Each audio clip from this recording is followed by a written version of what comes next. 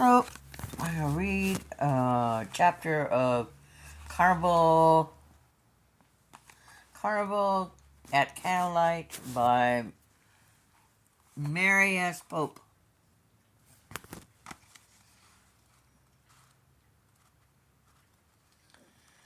think we're in chapter 4. Yep.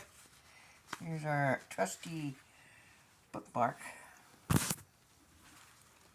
Rats!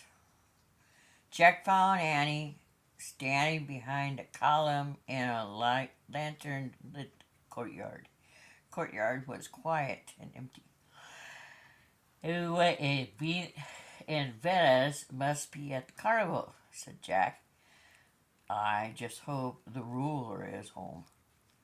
Yeah, we'll ask him if he knows the Grand Lady of the Lagoon, said Annie. And we'll tell it. He has to help us save her from a terrible disaster.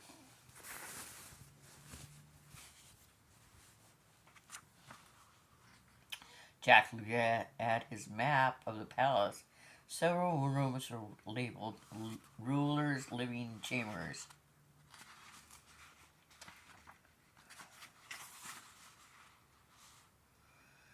Guess that's where he lives, said Jack. We have to go up some stairs called the Giant's Stairs to get there. The Giant's Stairs, said Annie. Yeah, said Jack. Listen to this. These stairs are called the Giant Stairs because they are guarded by two giant statues of gods from Roman mythology. Mars, the god of war. I'll come in Xena, the god of war, was Ares. And Neptune, the god of the sea. Cool, said Annie. Let's go. Jack and Annie hurried down the passageway that ran along the courtyard until they came to a wide staircase. On either side of the stairs were giant marble statues of strong-looking men. Mars and Neptune, said Jack. This is it. Come on. Jack and Annie quickly climbed the giant stairs, and at the top, Jack looked at the map again. Now we turn right and head for the golden staircase, he said, keeping an eye out for more guards. They crept down a long hall until they came to a fancy staircase under the golden ceiling. There it is, said Jack. Let's climb up. He and Annie hurried up the golden staircase. When they got to the top, they froze. Another guard was slouching. That's not standing up straight, that's slouching. S-L-O-U-C-H-E-Z.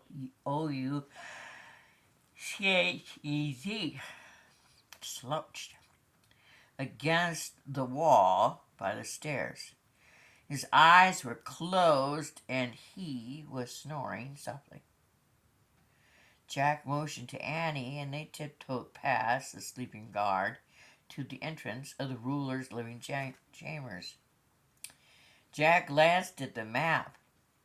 This is it, he whispered. The door was open and Jack and Annie peered inside. Knock, knock, Annie said in a soft voice. No one answered. They stepped through the doorway. A fire blazed on the hearth. A hearth is a fireplace.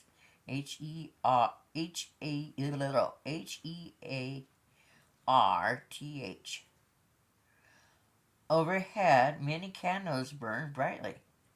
The dancing flames cast shadows on a marble floor and a carved gold ceiling. I have a feeling the ruler's not here, said Annie. Maybe we should leave. Jack looked at their book. Wait, the next room is the map room, he said. Let's just take a look. Okay, but we'd better hurry, said Annie.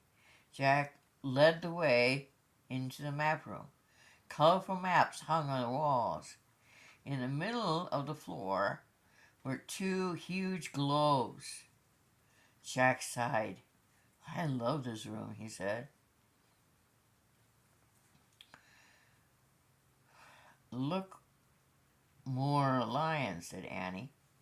She pointed to three paintings of winged lions on one of the walls.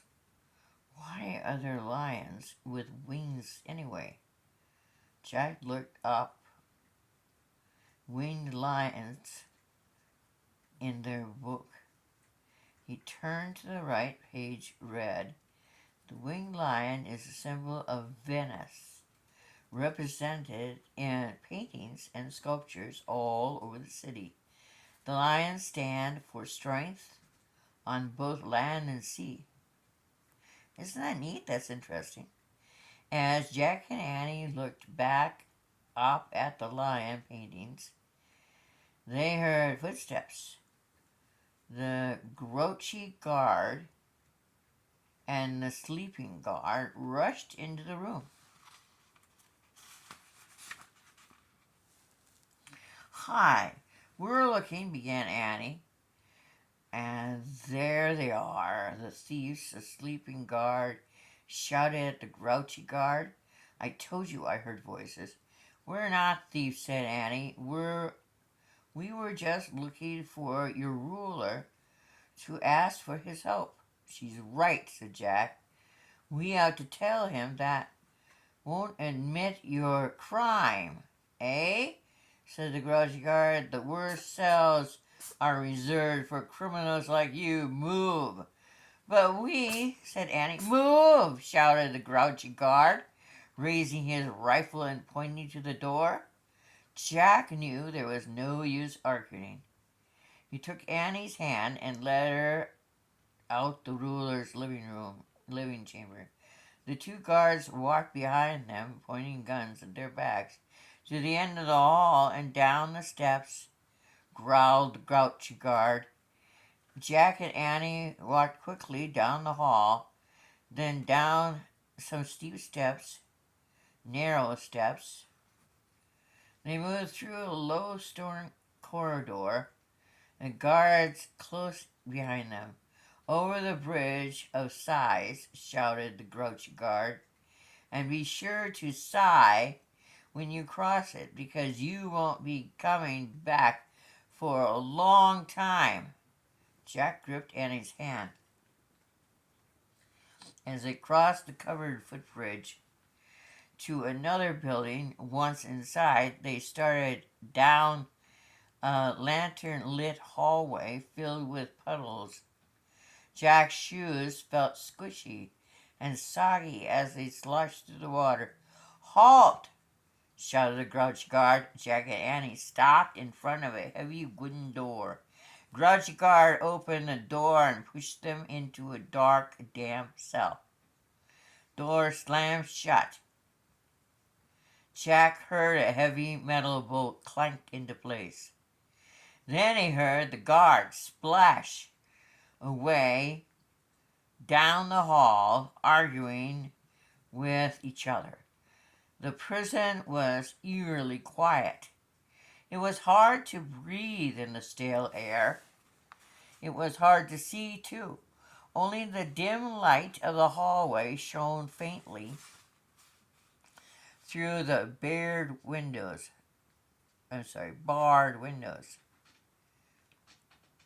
Under the window was a wooden bench.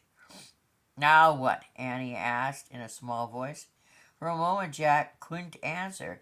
He was stunned. Minutes ago they'd been in a bright carnival.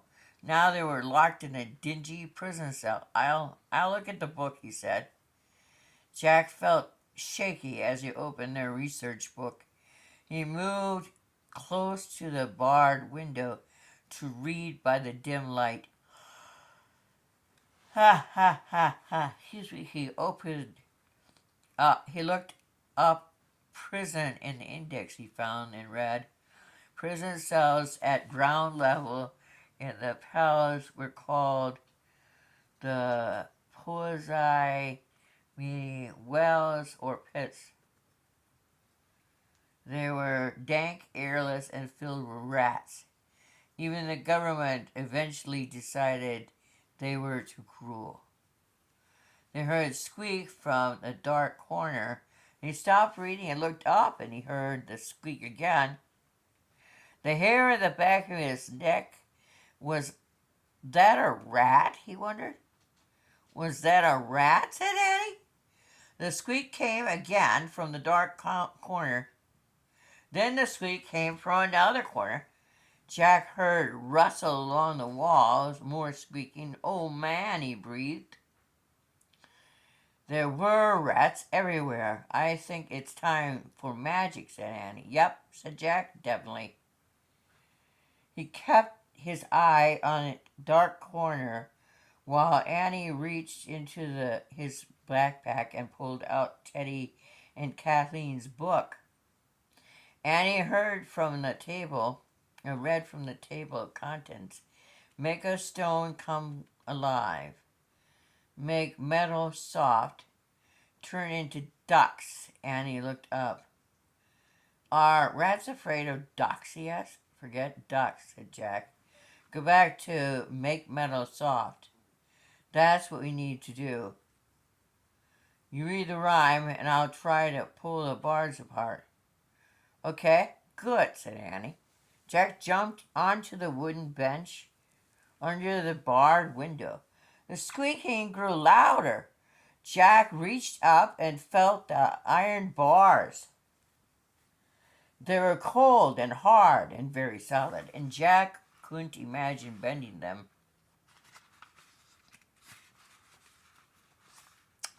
Squeaks were getting louder. Jack gripped two bars in the middle of the window and took a deep breath. Read the rhyme, he said. Annie read it aloud. Iron or copper, brass, and steel.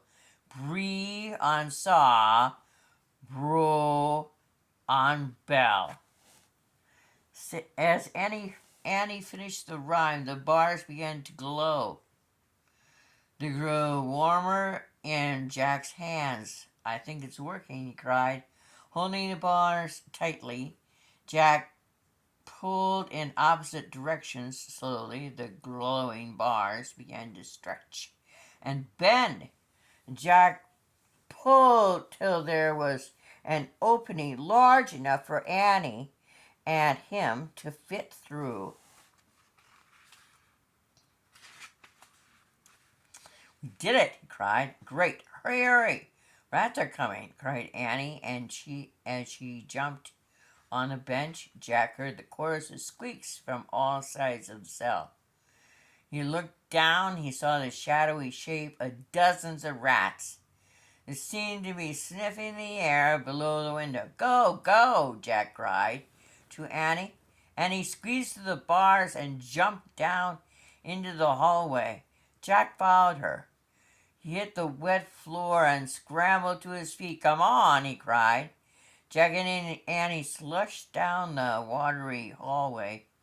At the end of it, they nearly bumped right into the two guards. Jack and Annie kept running.